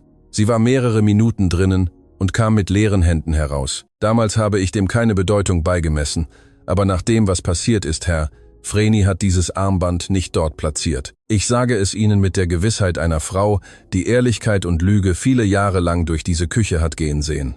Das Mädchen ist unschuldig. Die Aussage von Frau Huber traf Rainer wie das letzte Teil eines Puzzles, das er bereits kannte, das er aber von jemand anderem bestätigt haben musste. Lucia hatte das Armband platziert. Seine Mutter hatte es genehmigt. und zwischen den beiden hatten sie die einzige Person aus diesem Haus vertrieben, die Isabelle das Leben zurückgegeben hatte. Rainer ging direkt in das Büro seiner Mutter. Er klopfte nicht an die Tür, sondern öffnete sie weit und fand Helene an ihrem Schreibtisch sitzend, Dokumente prüfend, als ob die Welt nicht um sie herum zusammenbräche. »Wir müssen reden, Mutter, und diesmal wirst du mir die Wahrheit sagen. Rainer, ich weiß nicht, wovon du. Lucia hat das Armband in Vrenis Sachen platziert. Ich habe einen Zeugen, der sie in dieser Nacht in ihr Zimmer gehen sah. Und bevor du versuchst, ihn zu diskreditieren, musst du noch etwas wissen. Ich weiß von Alpen Holdings AG. Ich weiß von dem Gebäude, das eingestürzt ist. Ich weiß, was du Vreni Bachmann Jahre zuvor angetan hast, bevor sie einen Fuß in dieses Haus setzte.« Helenes Gesicht veränderte sich, als hätte jemand eine Maske heruntergerissen, die sie jahrzehntelang getragen hatte. Es gab keine sofortige Leugnung, keine vorgetäuschte Empörung, es gab etwas viel Beunruhigenderes. Schweigen. Ein Schweigen, das alles zugab, ohne ein einziges Wort zu sagen. Und es gibt etwas, das du auch nicht weißt, Mutter. Etwas, das meine Seele zerreißt, es dir sagen zu müssen. Was denn? Vreni war die Person, die Corina in ihren letzten Tagen begleitete. Während du Beerdigungen organisiert hast und ich in meinem Schmerz ertrank, saß eine unbekannte Frau neben meiner Frau und spielte Gitarre, damit sie keine Angst hatte zu gehen. Diese Frau war Vreni, dieselbe Frau, deren Mann durch die Fahrlässigkeit unseres Unternehmens starb. Dieselbe Frau, die du gerade aus unserem Leben vertrieben hast, als wäre sie Müll. Helene legte die Hand auf die Brust. Zum ersten Mal in Rainers Leben sah er etwas in den Augen seiner Mutter, das er nie für möglich gehalten hätte. Reue, eine Reue, so tief und so alt, dass sie unter Tonnen von Stolz begraben schien und genau diesen Moment abwartete, um an die Oberfläche zu kommen und das zu fordern, was ihr zustand. »Rainer«, flüsterte Helene, aber ihr Sohn hatte das Büro bereits verlassen, denn Rainer von Alpen hatte keine Zeit mehr für Erklärungen oder Entschuldigungen. Seine Tochter erlosch. Vreni war verschwunden, und jede Sekunde, die verging, war eine Sekunde, die er nicht zurückgewinnen konnte. In derselben Nacht, als er zum letzten Mal die Berichte der Ermittler überprüfte, ohne etwas zu finden, klingelte sein Telefon. Es war eine unbekannte Nummer. »Herr von Alpen«, sagte eine weibliche Stimme, die er nicht erkannte, »mein Name ist Heidi Meier. Ich bin die Leiterin des Gemeinschaftsunterkunft Offene Türen. Eine Frau ist vor ein paar Tagen mit ihrem kleinen Sohn hierher gekommen. Sie möchte ihren richtigen Namen nicht nennen, aber der Junge erzählt allen, dass sein Papi in einer Gitarre lebt. Ich habe ihre Nummer auf einer Karte gefunden, die der Junge in seiner Tasche hatte. Ich glaube, Sie sind die Person, die dieser Junge finden möchte.« Rainer griff nach seinen Autoschlüsseln, bevor die Frau zu Ende gesprochen hatte. Rainer fuhr wie besessen durch die Straßen der Stadt. Die Ampeln wurden zu verschwommenen Flecken durch die Windschutzscheibe, während er Renata Olivarezas Worte in seinem Kopf wiederholte. Ein Junge, der sagt, sein Papi lebe in einer Gitarre. Nur ein Junge auf der ganzen Welt sagte diesen Satz.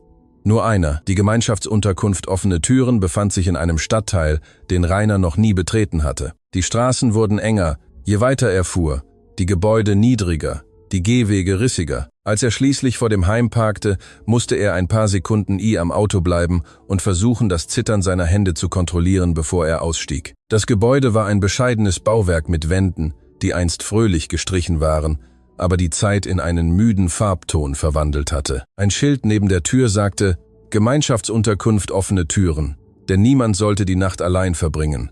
Heidi Meier erwartete ihn am Eingang. Sie war eine Frau mit festem Blick und von Jahren sozialer Arbeit gegerbten Händen. Die Art von Mensch, die so viel Leid gesehen hatte, dass sie nichts mehr überraschte, die sich aber auch nicht so sehr abgehärtet hatte, dass sie aufhörte, gerührt zu sein. »Herr von Alpen, bevor Sie eintreten, muss ich Ihnen etwas erklären«, sagte Heidi mit ruhiger, aber direkter Stimme. Als die Frau und das Kind hier ankamen, war sie in einem sehr zerbrechlichen emotionalen Zustand. Sie wollte ihren richtigen Namen nicht nennen. Sie registrierte sich als Maria, aber der Junge, Kinder können nicht lügen, wenn ihnen etwas weh tut. Thomas erzählte jedem, der zuhören wollte, dass seine Mama die schönste Gitarre der Welt spielte und dass er ein Mädchen namens Isa vermisste. Der Name seiner Tochter am Mund dieses Kindes ließ Rainer einen direkten Schlag in die Mitte seiner Brust spüren. »Ich fand sie eines Nachts weinend am Hof des Heims«, fuhr Heidi fort. Sie saß auf dem Boden und umarmte ihre Gitarre, wippte hin und her, als wäre die Gitarre ein Baby.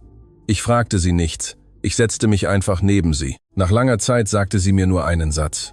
Man hat mir das einzige Gute genommen, das mir geblieben ist, und es war nicht einmal meine Schuld. Ich verstand damals nicht, was es bedeutete, aber jetzt, wo ich sie hier sehe, glaube ich, dass ich anfange zu verstehen. »Kann ich Sie sehen?« fragte Rainer mit erstickter Stimme. »Das können Sie, aber ich warne Sie. Diese Frau hat einen verletzten Stolz, und Stolzwunden brauchen am längsten, um zu heilen. Es wird nicht einfach sein. Heidi führte ihn durch einen schmalen Gang zu einem Innenhof, wo mehrere Kinder unter dem Licht von sanft summenden Strahlern spielten. Und da, auf einer Holzbank an der entferntesten Wand sitzend, mit Stefans Gitarre still an ihrer Seite wie ein stummer Begleiter, saß Vreni Bachmann. Rainer blieb mehrere Meter entfernt stehen. Vreni hatte den Blick irgendwo auf den Boden gerichtet, die Hände auf den Knien verschränkt. Sie sah dünner aus als das letzte Mal, mit Schatten unter den Augen, die von schlaflosen Nächten und Tagen ohne ausreichendes Essen sprachen. Doch selbst unter diesen Bedingungen hatte ihre Haltung etwas, das sich weigerte zu zerbrechen. Eine Würde, die aus einem Material zu sein schien, das keine Demütigung beugen konnte. Thomas war der Erste, der ihn sah. Der Junge spielte mit anderen Kindern des Heims, als sich seine Augen mit Rainers kreuzten. Er blieb einen Moment lang regungslos stehen, als ob sein Gehirn bestätigen müsste, dass das Bild real und nicht einer dieser Träume war, die er jede Nacht hatte, in denen er in die Villa zurückkehrte und mit Isabelle tanzte. Dann, ohne ein Wort zu sagen, rannte er zu seiner Mutter und zog an ihrem Ärmel. »Mama«, flüsterte Thomas. »Mama, schau!« Vreni hob den Blick, und ihre Augen trafen die von Rainer von Alpen, der auf dem Hof eines Gemeinschaftsunterkunft stand, mit zerknittertem Anzug, geröteten Augen und einem Ausdruck, der halb Erleichterung, halb Scham war. Vrenis Gesicht verwandelte sich in Bruchteilen einer Sekunde. Zuerst war es Überraschung, dann Verwirrung und schließlich etwas, das Rainer mit schmerzhafter Klarheit erkannte. Misstrauen. Das Misstrauen von jemandem, der schon zu oft betrogen wurde, um zu glauben, dass jemand mit guten Absichten kommt. »Was machen Sie hier?« fragte Vreni und stand mit derselben aufrechten Haltung auf, die sie in der Nacht bewahrt hatte, als sie die Villa verließ. »Ich bin gekommen, um Sie zu suchen.« »Wozu?« »Um mich noch etwas zu beschuldigen. Ist jetzt eine Halskette, ein Ring verschwunden? Wollen Sie meine Gitarre noch einmal überprüfen, um zu sehen, ob ich eine Diamantkrone versteckt habe?« Jedes Wort kam aus Vrenis Mund, beladen mit einem Schmerz, der sich über Tage der Ungewissheit, Nächte in einem Heim, Morgen, an denen sie ihrem Sohn erklärte, warum sie nicht mehr in das Haus zurückkehren konnten, wo er eine Freundin hatte, angesammelt hatte. »Vreni«, das Armband wurde platziert. Vreni schwieg, aber ihr Ausdruck änderte sich nicht. Lucia Steiner hat das Armband in den Kasten ihrer Gitarre gelegt. Ich habe einen Zeugen, der sie in dieser Nacht in ihr Zimmer gehen sah. Alles war eine Falle inszeniert, um sie aus dem Haus zu treiben. Und warum sollte ich ihnen glauben?« antwortete Vreni mit einer Ruhe, die verheerender war als jeder Schrei. »Ihre Mutter hat mich vor dem ganzen Haus gedemütigt. Sie hat mich vor meinem Sohn wie eine Kriminelle behandelt. Und Sie, Herr von Alpen, Sie standen da und zweifelten. Ich sah, wie die Worte Ihrer Mutter Sie zweifeln ließen. Ich sah diesen Moment in Ihren Augen, diesen Augenblick, in dem Sie die Möglichkeit in Betracht zogen, dass ich schuldig war. Und dieser Augenblick, dieser einzige Augenblick des Zweifels, tat mehr weh als alles andere zusammen. Rainer nahm diese Worte wie Faustschläge hin, von denen er wusste, dass er sie verdiente. Vreni hatte recht. Er hatte für einen Bruchteil einer Sekunde gezweifelt. Er hatte zugelassen, dass die Stimme seiner Mutter mehr wog als das, was seine eigenen Augen gesehen hatten, mehr als das, was sein eigenes Herz wusste, dass es wahr war. »Sie haben recht«, sagte Rainer, ohne zu versuchen, sich zu verteidigen. »Ich habe gezweifelt, und ich hasse mich dafür, aber ich bin jetzt hier, und ich bin nicht nur gekommen, um Ihnen zu sagen, dass Sie unschuldig sind. Ich bin gekommen, weil ich Ihnen etwas erzählen muss, das ich entdeckt habe, etwas, das Sie wissen müssen, auch wenn es mich zerstört, es zu sagen.« Vreni sah ihn mit zusammengekniffenen Augen an, wie jemand, der abwägt, ob es sich lohnt, eine Tür zu öffnen, die eine weitere Verrat dahinter verbergen könnte. »Was denn?« Rainer atmete tief ein. Was er jetzt sagen würde, könnte dazu führen, dass Vreni ihn für immer hasst. Es könnte jede Möglichkeit zerstören, dass sie zurückkehrt.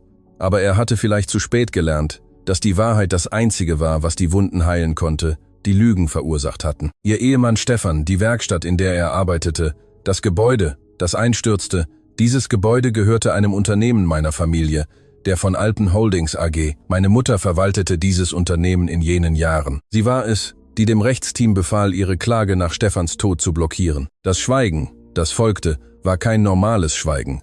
Es war ein Schweigen, das Gewicht, Textur, Temperatur hatte, ein Schweigen, das man berühren konnte, und das brannte. Vreni wich einen Schritt zurück, als wären Rainers Worte eine physische Kraft, die sie zurückstieß. Ihre Augen füllten sich mit Tränen, die sich weigerten zu fallen, zurückgehalten von einem Willen, der gelernt hatte, in der Öffentlichkeit nicht zu brechen. Ihr Mund öffnete sich, aber kein Laut kam heraus. Ihre Hände begannen so zu zittern, dass Thomas ihre Finger mit beiden kleinen Händen nahm, ohne zu verstehen, was geschah, aber instinktiv wissend, dass seine Mutter ihn brauchte. »Sie sagen mir«, begann Vreni mit einer Stimme, die kaum hörbar war, dass Stefan durch die Schuld ihrer Familie starb, dass ich alles verloren habe.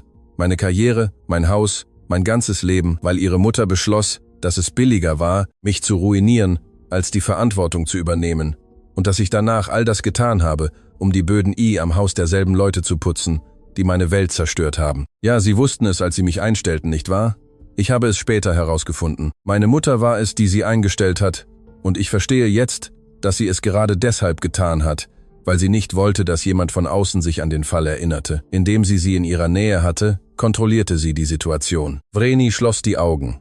Die Tränen fanden schließlich ihren Weg über ihre Wangen, still, unaufhörlich, wie ein Fluss, der einen Damm durchbricht, der jahrelang zu viel zurückgehalten hatte. »Gibt es noch etwas?« sagte Rainer, und seine eigene Stimme brach, als er die nächsten Worte aussprach. Meine Frau Corina verbrachte vor ihrem Tod ihre letzten Wochen in der Klinik Sonnenberg. Eine Freiwillige besuchte sie jeden Tag und spielte ihr Gitarre, um ihren Schmerz zu lindern. Diese Freiwillige waren Sie, Vreni. Sie haben meine Frau in ihren letzten Tagen begleitet, und keine von ihnen wusste jemals, wer die andere war. Vreni riss die Augen auf. Ihr Ausdruck wechselte von Schmerz zu Unglauben, von Unglauben zu etwas, das in keiner Sprache einen Namen hatte, eine Emotion, so komplex und so tief, dass sie Jahrhunderte menschlicher Geschichte in einem einzigen Augenblick zu enthalten schien. »Corina«, flüsterte Vreni, die Frau aus dem hinteren Zimmer, die mich bat, jeden Nachmittag dieses Wiegenlied zu spielen, weil es sie an ihre Tochter erinnerte. Rainer konnte nicht antworten. Die Tränen überwältigten ihn, und er sank auf die Bank, auf der Vreni kurz zuvor gesessen hatte, verdeckte sein Gesicht mit den Händen, während sein Körper von Schluchzen geschüttelt wurde, das aus einem so tiefen Ort kam, dass es ihm Seelenstücke zu entreißen schien. »Ich habe Isabelle gesungen«, fuhr Vreni fort. Und jetzt weinte auch sie hemmungslos.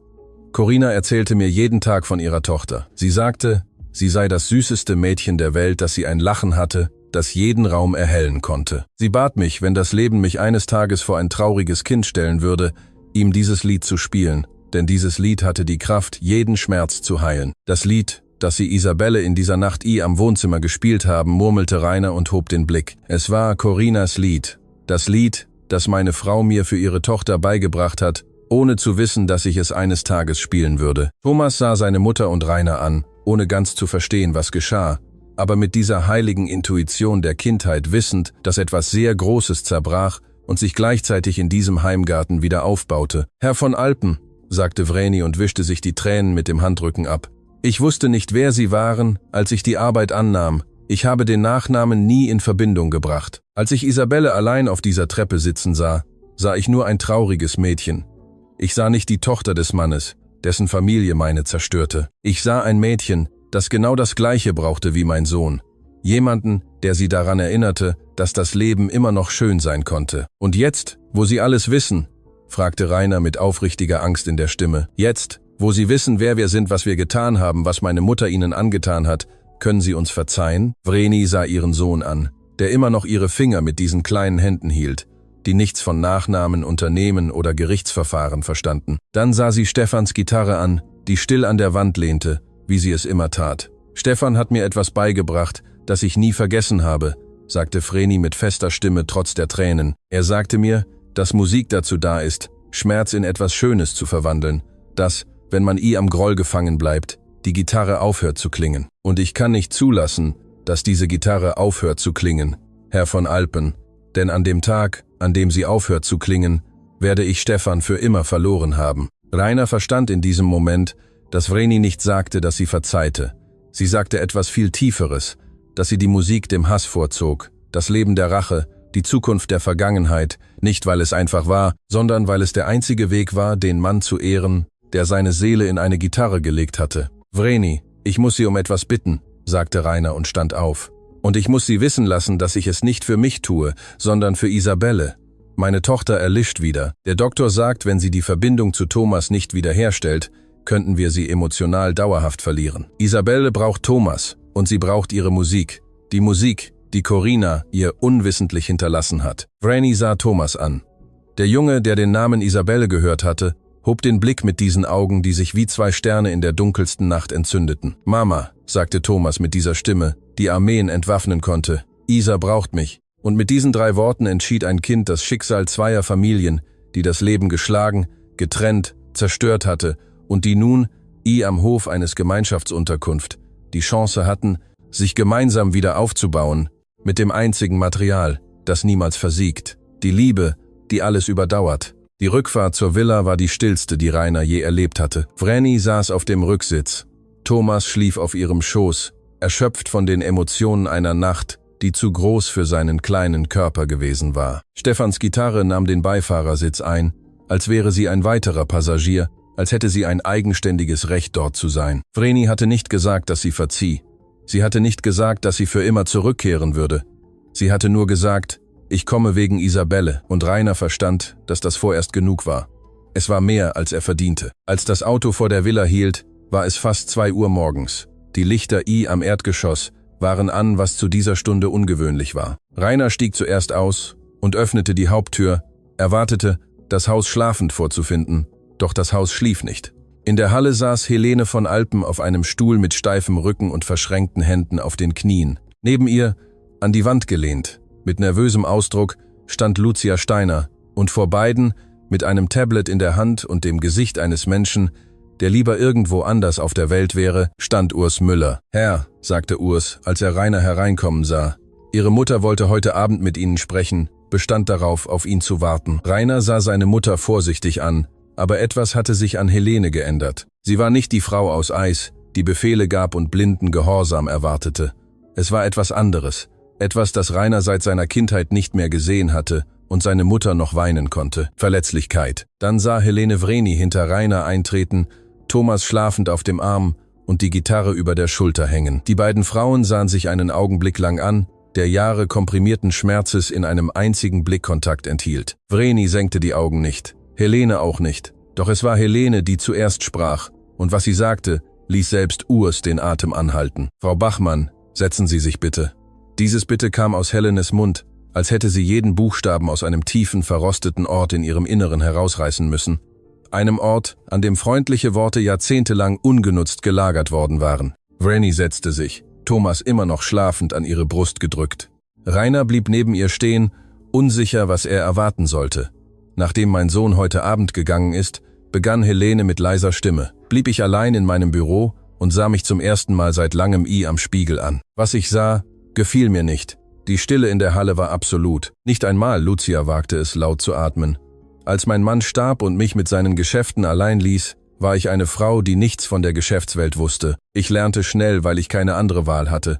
Aber was ich lernte war, das unsere um jeden Preis zu schützen. Jede Entscheidung, die ich traf, diente dazu, diese Familie über Wasser zu halten, damit Rainer eine Zukunft hatte, damit der Name von Alpen weiterhin etwas bedeutete. Und in diesem Prozess wurde ich zu jemandem, der aufhörte, Menschen zu sehen und anfing, nur Bedrohungen zu sehen. Helene machte eine Pause. Ihre Augen waren feucht. Etwas, das Rainer nicht einmal bei der Beerdigung seines Vaters miterlebt hatte. Als das Gebäude der von Alpen Holdings AG einstürzte und ihr Ehemann verstarb, Frau Bachmann, erreichte mein Schreibtisch ein Bericht mit ihrem Namen. Sie waren eine Zeile in einem Rechtsdokument, ein zu lösendes Problem, ein zu neutralisierendes Risiko. Ich habe nie innegehalten, um darüber nachzudenken, dass hinter diesem Namen eine Frau mit einem Sohn, mit zerbrochenen Träumen, mit einer Gitarre stand, die das Einzige war, was ihr von der geliebten Person geblieben war. Ich löschte sie aus meinen Papieren und machte weiter, als wäre nichts geschehen. Vreni hörte bewegungslos zu.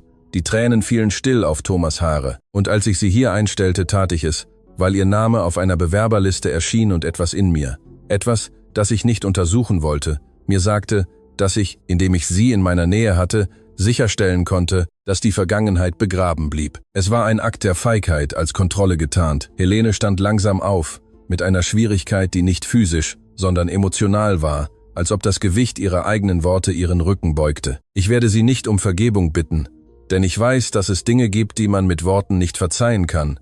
Aber ich werde etwas tun, das ich schon lange hätte tun sollen. Sie wandte sich an Lucia, die so blass wie der Marmor der Halle geworden war. Lucia, Sie waren es, die das Armband in die Sachen von Frau Bachmann gelegt hat. Frau Huber sah sie in dieser Nacht das Zimmer betreten. Und Sie waren es, die einen Brief vom Schweizerischen Musikkonservatorium Zürich, der an Vreni gerichtet war, abgefangen hat. Ein Brief, den sie nie erhalten hat, weil sie entschieden haben, dass sie ihn nicht verdient. Lucia öffnete den Mund, um sich zu verteidigen. Aber Helene hob die Hand mit dieser Autorität, die diesmal nicht dazu diente, zu unterdrücken, sondern zu korrigieren. Ich brauche keine Erklärungen. Ich brauche Sie, um den Brief sofort abzugeben und morgen früh Ihre Sachen zu packen.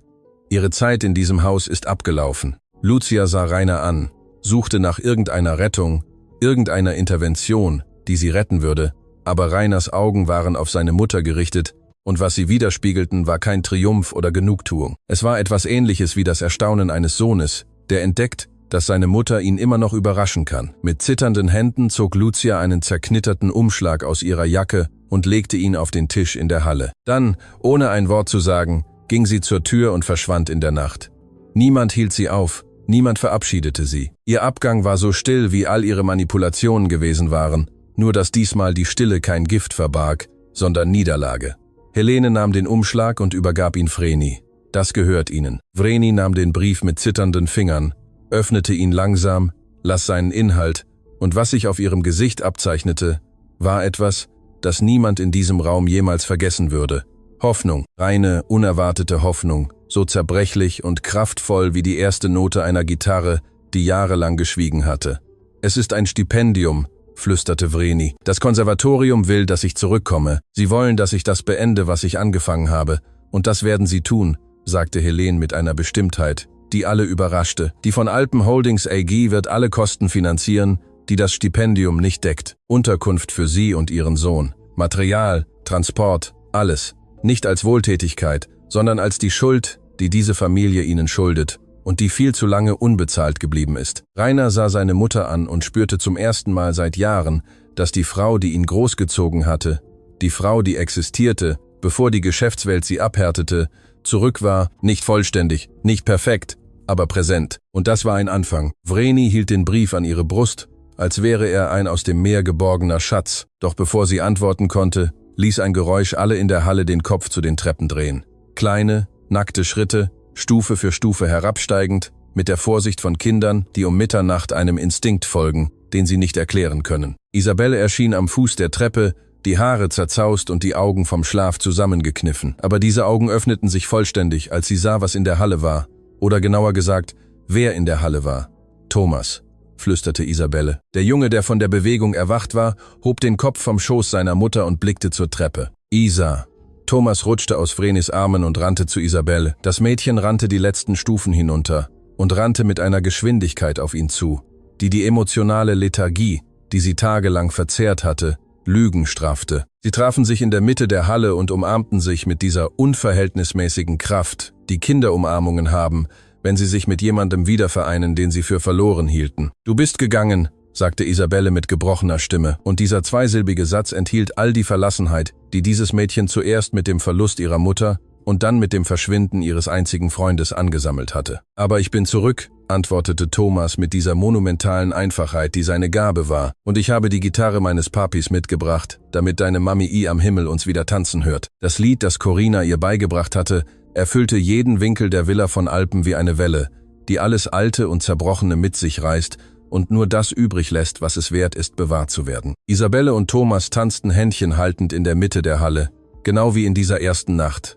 aber diesmal mit Zeugen, die gleichzeitig weinten und lachten. Rainer kniete sich neben seine Tochter, und sie zog ihn, damit er mit ihnen tanzte. Helene, stehend, gehalten von der Hand eines Kindes, das ihr etwas beibrachte, das kein Geschäft und kein Vermögen ihr hätte beibringen können, wiegte sich sanft am Rhythmus einer Melodie, die alles heilte, was sie berührte. Wochen später kehrte Vreni an das Schweizerische Musikkonservatorium Zürich zurück. Ihre Rückkehr war in den Musikkreisen des Landes eine Nachricht, und ihre ehemalige Professorin, als sie in der ersten Klasse Stefans Gitarre spielen sah, sagte etwas, das zur Legende werden sollte. Technik kann man lehren, aber was Vreni in sich trägt, lernt man nicht. Man leidet, man lebt und verwandelt es in Musik. Thomas wurde an derselben Schule wie Isabelle eingeschrieben. Die beiden wurden unzertrennlich, ein Paar Kinder, die früher als die meisten Erwachsenen gelernt hatten, dass gemeinsame Wunden schneller heilen als versteckte Wunden. Helene gründete später eine Stiftung am Namen von Stefan Bachmann, die sich der Gewährleistung von Arbeitssicherheitsbedingungen für Handwerker und Freiberufler widmete. Sie kündigte es nicht in der Presse an, suchte keine Anerkennung, sie tat es am Stillen, auf dieselbe Weise, wie sie den Schaden verursacht hatte, aber diesmal hinterließ sie bei jeder Handlung eine Spur der Wiedergutmachung statt der Zerstörung. Und Rainer kam eines Abends nach der Arbeit nach Hause und fand dieselbe Szene vor, die sein Leben für immer verändert hatte. Vreni spielte Gitarre am Wohnzimmer, während Isabelle und Thomas barfuß auf dem Teppich tanzten. Aber diesmal blieb er nicht erstarrt an der Tür stehen. Diesmal trat er ein, setzte sich neben Vreni und hörte das Lied, das seine Frau der Welt geschenkt hatte, ohne zu wissen, dass diese Melodie die beiden Familien vereinen würde, die sich am meisten finden mussten. An diesem Abend, bevor sie einschlief, fragte Isabelle ihren Vater: »Papi, glaubst du, Mami und Thomas Papi kennen sich am Himmel?« Rainer lächelte mit feuchten Augen. »Ich bin sicher, mein Schatz. Und ich bin sicher, sie tanzen.« Isabelle schloss die Augen mit einem Lächeln, das heller leuchtete als alle Lichter dieser Villa zusammen. Und irgendwo am Universum erklang weiterhin ein Wiegenlied, gespielt von einer Gitarre, die die Seele eines Mannes enthielt, der sein Versprechen erfüllte. Solange diese Saiten vibrierten, würde er niemals ganz gehen. Es gibt Instrumente, die aus Holz und Saiten gefertigt werden, aber es gibt andere, die wertvollsten, die aus Liebe, aus Verlust, aus der unerschütterlichen Entscheidung gefertigt werden, Schmerz in die schönste Melodie zu verwandeln, die die Welt je gehört hat. Und diese Gitarre, Stefans letzte Gitarre, hörte nie auf zu klingen.